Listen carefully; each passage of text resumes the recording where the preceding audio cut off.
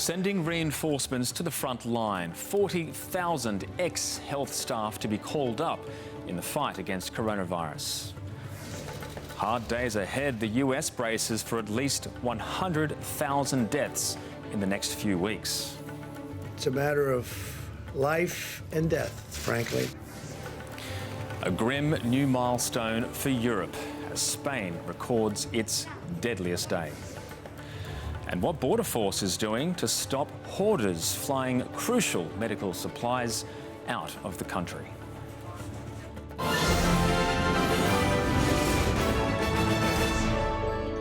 This is SBS World News with Darren Mara. Good evening. Tonight, Australians have a clearer picture of how long we'll be living with the impact of the coronavirus. The Deputy Chief Medical Officer says there's no hope of eliminating the virus without a vaccine, and that could take another 12 or even 18 months. These are the day's major developments. More than 40,000 ex-health professionals will be encouraged to re-enter the workforce to help the fight against coronavirus here. Now, the US is bracing for a significant surge in its death toll, and the UN has warned the pandemic is the biggest crisis since World War II. We'll be examining these points in detail over the next half an hour. Well, there are now more than 4,864 confirmed cases in Australia. 21 people have died and more than 345 have recovered. Around the world, there are more than 860,000 confirmed cases. More than 42,000 people have died, with 178,000 recoveries. We begin tonight in Western Australia, where a cruise ship that brought coronavirus cases is refusing to leave. An international cruise ship refusing to leave Australian waters. Western Australia's Premier says the Artania, docked at Fremantle, wants to stay another fortnight, despite repeated orders to leave. I'm very disappointed, and I'd urge the Australian Border Force and the federal government to take steps to get the ship away. More than 800 healthy passengers from the ship flew home on charter flights earlier this week.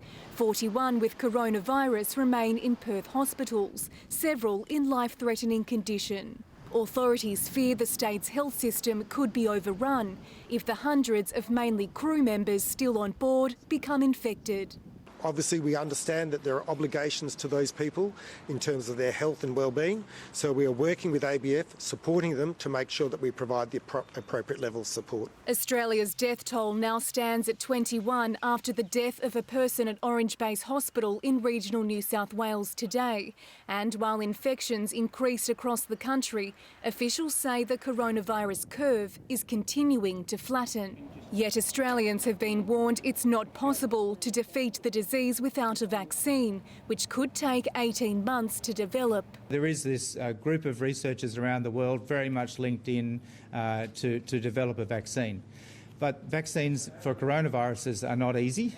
This is experimental times. Authorities do believe social distancing measures are having an impact, but there have been questions over how they're being enforced. The New South Wales Police Commissioner conceding the actions of officers driving through parks ordering people to go home crossed the line. Is that the sort of policing practices that we want to see in New South Wales? No, it's not. At Bondi Beach, a pop-up testing clinic opened its doors after an outbreak of the virus erupted among backpackers. The most important thing is that those who need to be tested, those who meet the criteria, that they come down and be tested. There's no costs associated, there's no stigma. And as testing rates ramp up, manufacturers are being urged to retool and produce desperately needed medical equipment and personal protective gear. They're things like hand sanitizer, hand soaps, disinfectant and cleaning products. Mining magnate Andrew Forrest's Minderoo Foundation also pledging $160 million to procure life-saving supplies from China. In Victoria, which recorded another 51 cases today, authorities will spend $1.3 billion fast-tracking 4,000 new intensive care units. This is worst case scenario planning. We certainly hope that we will never need to actually use this type of capacity in Victoria. And in South Australia, 300 skilled public service workers will be retrained to assist with contact tracing efforts. Qantas baggage handlers are among 13 new cases linked to Adelaide Airport, with SA Health now urging testing for anyone who has been there in the last 14 days and has symptoms. It's a little bit concerning, but I'm sure there's lots of security measures and safety measures in place for it. We were sanitising everything coming over, but if I think back, I don't think we wiped down our suitcases once we picked them up. A worrying reminder that every Australian has a part to play in slowing the spread of coronavirus. Cassandra Bain, SBS World News. And in some breaking news tonight, the WA Department of Health has reported new cases of COVID-19 in the Kimberley region. Of the 9 new regional cases in the state, 6 are from the Kimberley and 5 of those are health workers. 3 in Broome, 1 in Kununurra and 1 in Halls Creek. The state's total is now 392. Abroad, and US President Donald Trump and his medical advisors have warned Americans to prepare for a shocking increase in casualties. The number of American fatalities has eclipsed China's official death toll, and the White House is now projecting an outcome many times worse. Never in the history of the White House briefing room has one presentation portended such imminent agony for Americans. This is going to be a very painful, very, very painful 2 weeks. And again. This is going to be one of the roughest 2 or 3 weeks we've ever had in our country. We're going to lose thousands of people. Just how many revealed with one stark graph, between 100 and 240,000. As you saw on that slide, that was our real number. The nation's leading infectious diseases expert asked to confirm that Americans should prepare for the likelihood of losing 100,000 of their own. The answer is yes. We need, as sobering a number as that is, we should be prepared for it. The lives of over 1,000 New Yorkers already lost, more than 40,000 confirmed cases in the city. The state has 75,000. Its governor bemoaning what it takes to get equipment. It's like being on eBay with 50 other states bidding on a ventilator. New York expecting its peak in 7 to 21 days. Federal authorities sending more than 250 ambulances and 85 refrigerated trucks. Cases in California up around 30%. Los Angeles, of course, will be the new New York, in the way that New York is the new Italy. An incredible job. President Trump's optimism on February 28. It's going to disappear. One day it's like a miracle. It will disappear. Now gone. It's a matter of life and death, frankly. It's a matter of life and death. The White House task force never more insistent. There's no magic bullet. There's no magic vaccine or therapy. It's just behaviours. Some 189,000 Americans have already tested positive. Pruluan, SBS World News. Well, the number of deaths in Europe has tonight surged past 30,000. Spain has recorded its deadliest day, more than 864 casualties in the past 24 hours. But the rate of infections there does appear to be slowing. In Italy, towns and cities paused for a minute's silence to honour the victims. The scale of the suffering in Italy is difficult to comprehend. More than 12,000 lives have been lost to the virus. It's a crisis that's far from over, but for a moment, already quiet streets went totally silent. A chance for the nation to grieve. È una ferita che unisce il paese. È un dolore che ci rende comunità. Dobbiamo farcela. Dobbiamo farcela per loro, affinché il loro sacrificio non sia stato vano. In Madrid, funerals are now basic burials. Few are allowed to attend. This will be a common occurrence in the coming weeks, with Spain's death toll passing 8,000. Belgian authorities announced the death of a 12-year-old girl who had contracted the virus. She is believed to be the youngest victim in Europe. Nearly 500 French coronavirus patients died in hospital yesterday. President Emmanuel Macron visiting a face mask factory, pledging to ramp up domestic production of medical equipment. Et à mes yeux, aujourd'hui, avant toute chose, produire davantage en France. British Prime Minister Boris Johnson remains in isolation from where he led the country's first digital cabinet meeting. The UK has seen a spike in COVID-19 deaths, 381 in the last 24 hours. And while the number of new cases has plateaued somewhat, experts say the next 2 weeks of the nationwide lockdown are critical. We can stop this virus, but we're at the start, and we mustn't let go of the measures and let go of everything that we're doing. We have to keep the foot on the pedal, as I said, no complacency. Keeping the public on side is vital. The government has told police forces across Britain to be sensible when using their lockdown enforcement powers, amid concerns some officers are going too far and damaging community trust. It comes after Derbyshire Police released this video in which they used a drone to shame people exercising in a national park. When I saw it on the television and I saw the footage, I have to say that it was a bit of a facepalm moment for me because I feared that the kind of criticism that then ensued. Police chiefs say new laws will lead to some mistakes, and officers have been told to engage and explain before handing out fines. And Europe correspondent Ben Lewis joins us now. Ben, how are people reacting there when there's such an alarming death toll so close to home? Darren, good evening. Particularly grim figures for the UK yesterday, the highest daily death tolls so far. And the government is pointing at those and saying this shows how serious the problem is and how important it is that everyone stays home to help save lives. And particularly sad news in South London, a 13-year-old boy has died after contracting the virus. He said he had trouble breathing, was taken to hospital, put in an induced coma, but sadly passed away. His family says he had no known pre-existing conditions and they weren't able to be with him when he passed away because of the fact that he had the virus. And Darren, some news from the Scottish Government in the last few minutes. The famous Edinburgh Festivals, always held in August each year, a huge tourist drawcard to Scotland. They have been scrapped for the first time in 70 years, a sign perhaps that the British government believes that this crisis is going to last well into the European summer. Thank you, Ben. Ben Lewis there from London. Indonesia has declared a national public health emergency amid warnings that 140,000 people could die from coronavirus there. The government has banned all foreign arrivals and tightened restrictions on social distancing and travel between the regions. President Joko Widodo also pledged $40 billion to tackle the outbreak and stimulate the economy. There are more than 1,600 confirmed cases of the virus, but some fear the scale of infections could be masked by under-testing.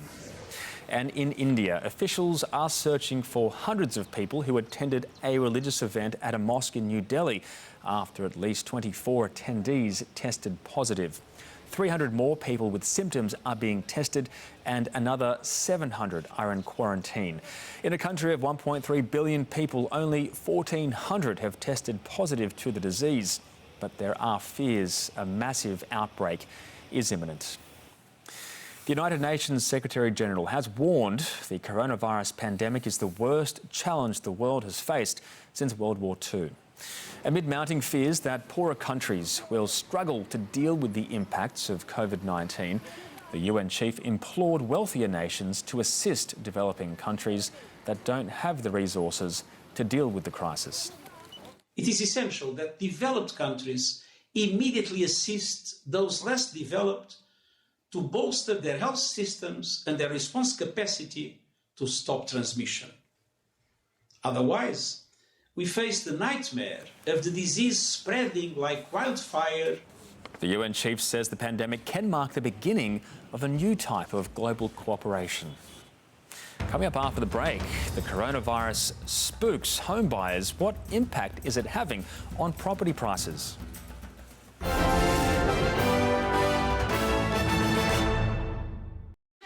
Take a peek behind the chaos and intrigue of one of Britain's most notorious landmarks. Edward was preparing for his own death. Infamous bloody Here is the same document that killed Anne Boleyn. From the tyrannical Tudors... You can't miss the codpiece. to the bombs of the Blitz.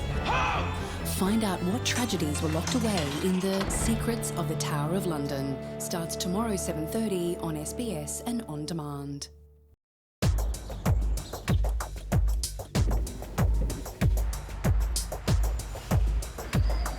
Over 16,500 New South Wales police are out there. And police vehicles can enforce the road rules anywhere, anytime. So if you drink and drive, speed, don't wear a seatbelt, take illegal drugs and drive, or hold your phone while driving, you can stop it or cop it. Artists Unite for Firefight, the album. Relive the concert that captured the nation. Featuring unforgettable live performances from every artist. All proceeds raised will be donated to Sony Foundation Australia to support young Australians in bushfire-affected communities. Together, through the power of music, we can make a difference as our artists unite for Firefight. Introducing new GoDaddy Websites Plus marketing. Plus is building a mobile-friendly website to get your business or idea online and looking like you know what you're doing when you build it. You'll look great everywhere that matters anyway. And you can do stuff like have seasonal sales. Happy International Cheese Lovers Day? Yeah, that's real. You'll get tips on what's next to grow your business. So Plus is GoDaddy Websites Plus marketing, plus help, plus online store, plus email campaigns, plus SEO, plus insight. That's a lot of pluses. Start for free at godaddy.com/au. Ready to roll, Patterson? Yeah. It's you! It is, yes. And cut right there.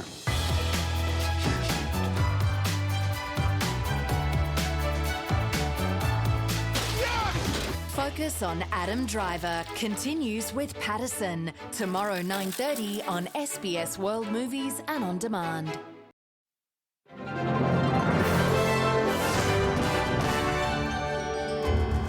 The federal government will spend $110 million on foreign freight flights after border closures and airline cancellations have seen 90% of Australian exports grounded.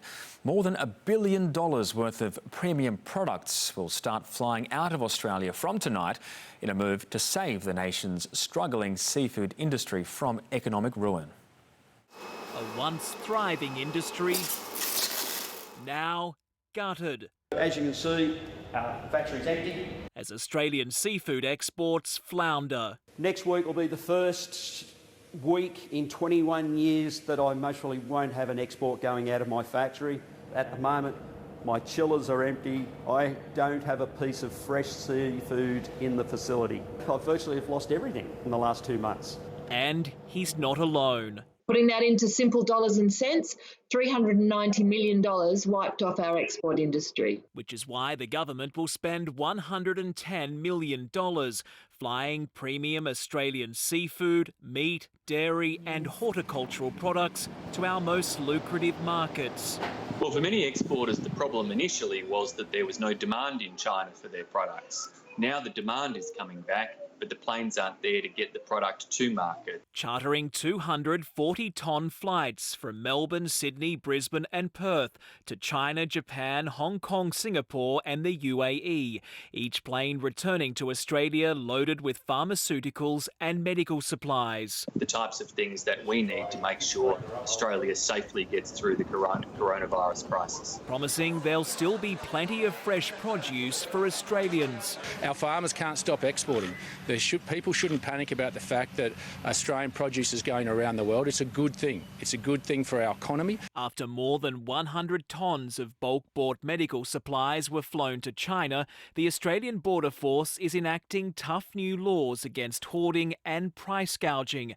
In the last fortnight, officers seizing 69,000 face masks from 440 consignments and sanitiser, wipes, gloves and masks from a further 30. all now redirected to the National Medical Stockpile. Despite staring down the barrel of what some predict will be a $300 billion deficit, the government says it remains committed to hundreds of billions of dollars in income tax cuts and its $80 billion submarine contract. As Scott Morrison plans and prays, Heavenly Father, we just commit our nation to you in this terrible time for the nation's recovery. Amen. Brett Mason, SBS World News. Well, coronavirus has prompted a dramatic slowdown in Australia's housing market. House prices across the country rose last month in all capital cities except Hobart, but the increases were only marginal. These figures represent the whole of March before the government's social distancing rules came into force. In some of the country's strongest markets, like Sydney and Melbourne, which have seen prices rise by at least 12% over the past 12 months, some sellers must now dramatically adjust their expectations amid the coronavirus outbreak.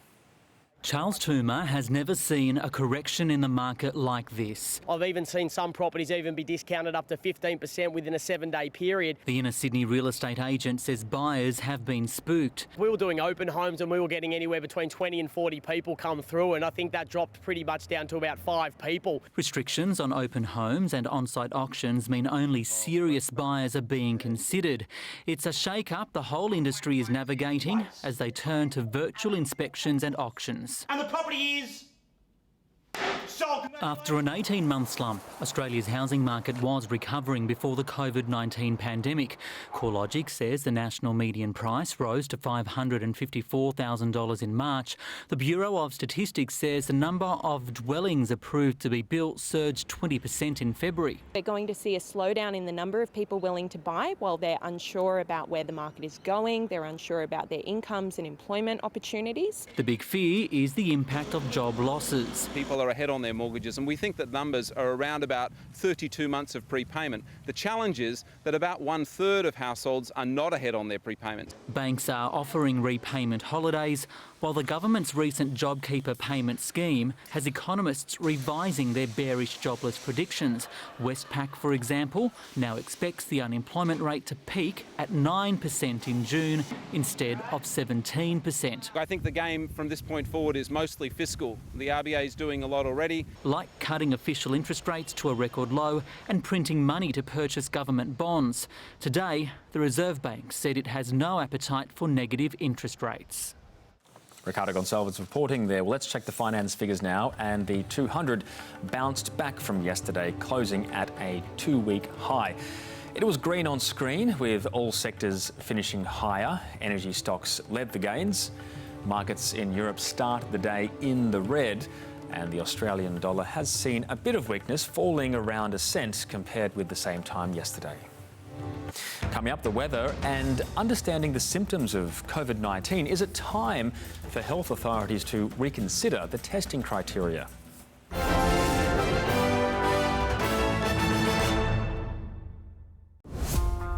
We're counting down the final days of Tutankhamun's life, death and burial. Dan Snow explores the story of the teenage king. What a collection. Retracing the final 100 days. Pintat suffered from malaria. Of ancient Egypt's most legendary pharaoh.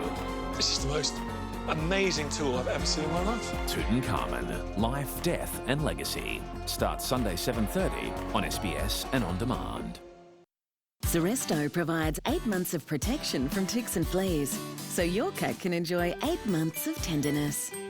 Seresto, the longest lasting tick and flea protection for cats. For 8 months of love. Little hot cross bun, beloved bun of mine. What are you singing? Well, you know Christmas carols. Easter carols. Good point. Dashing through the dough. No. Baker's Delight. Nice and simple. Adelaide's premium bike store, Bicycle Express, has some big news. We've made our showroom bigger to extend our range of bikes and accessories. And now we have our very own coffee station. It's that big. To a Bicycle Express at 124 Halifax Street, Adelaide. Every day, 15,000 children die needlessly. Chikora could die from just one mouthful of filthy water. Dangerously underweight Farouk won't eat tonight. Without help, he will die. It really doesn't have to be this way. Save the Children is on the ground, delivering medicine, food, and clean water. By calling or going to our website and giving just $10 a month, you could help save children's lives. Artists Unite for Firefight, the album. All proceeds donated to Sony Foundation Australia to support youth in bushfire-affected communities. Together we can make a difference as our artists unite for Firefight. I need to see your papers. I don't have any papers. My hands are tied. Former Rolling Stones. No, get your hands off her. Be what you want to be, okay? So we have no other family here. I made a GoFundMe page for us. Hi, guys! No one is going to split us up. Party of 5 starts Friday, April 10 on SBS Viceland or stream full season on demand.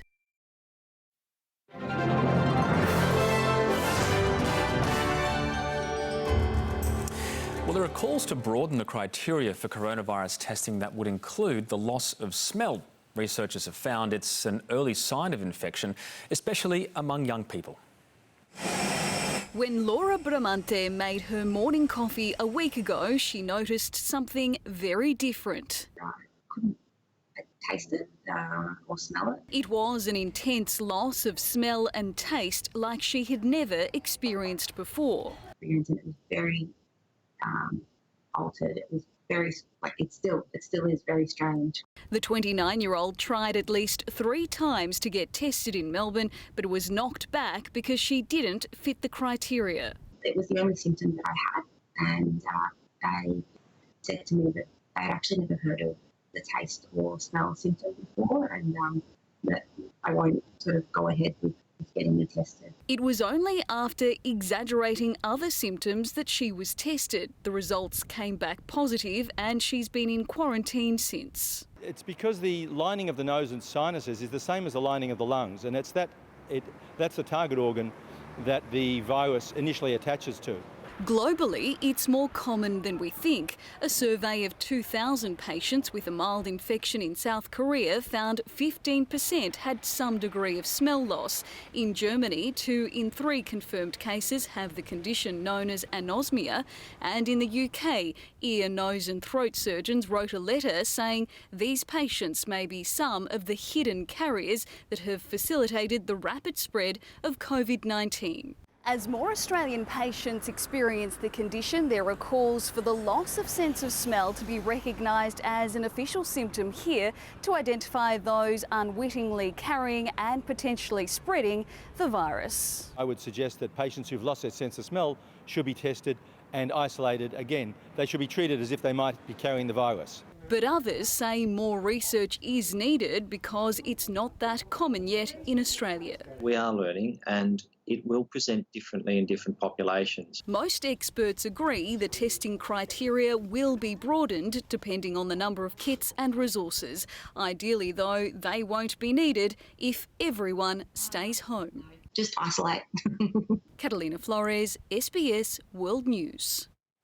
To the weather now. In the major centres, a shower or storm in Darwin and Alice Springs, partly cloudy in Brisbane and Adelaide, rain in Sydney, Canberra and Hobart. Showers in Melbourne, a shower in Perth. Further afield, fine in Auckland, showers in Samoa and Tahiti. In Southeast Asia, showers in Bangkok, drizzle in Jakarta, thunder in Kuala Lumpur. Further north, fine in Beijing and Seoul, drizzle in Hong Kong. Heading west, partly cloudy in Baghdad, Islamabad and Jerusalem, rain in Tehran. To Europe, rain in London and Moscow, showers in Istanbul and Stockholm. Down to Africa, fine in Cairo, partly cloudy in Dhaka and Nairobi, a few showers in Lagos. In South America, thunder in Asuncion, rain in Bogota, fine in Santiago. And for North America, fine in New York, Miami and Toronto, showers in Mexico City. That's the world this Wednesday, of course. The SBS News website has all the latest stories, and you can get news anywhere, anytime with the SBS News app. From the team, I'm Darren Mara. Good night.